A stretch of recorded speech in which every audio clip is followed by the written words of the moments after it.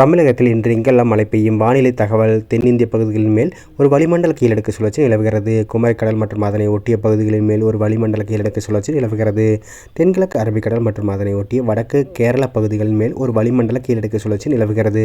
இதன் காரணமாக தமிழகம் மற்றும் புதுச்சேரியில் பரவலாக மழை பெய்து வருகிறது. இந்த நிலையில் தமிழகத்தில் இன்று 6 மாவட்டங்களில் மழை பெய்ய வாய்ப்புள்ளதாக சென்னை வானிலை ஆய்வு மையம் தெரிவித்துள்ளது. இது தொடர்பாக வானிலை ஆய்வு மையம் வெளியிட்ட செய்திக்குறிப்பில், இன்று தமிழகத்தின் ஒரு சில இடங்களிலும், புதுவை மற்றும் காரைக்கால் பகுதிகளிலும் இடி மின்னல் கூடிய பலத்த காற்றுடன் கூடிய லேசானது முதல் மிதமானது மழை வரை பெய்யக்கூடும். மணிக்கு 30 முதல் 40 கிலோமீட்டர் வேகத்தில் காற்று வீசக்கூடும்.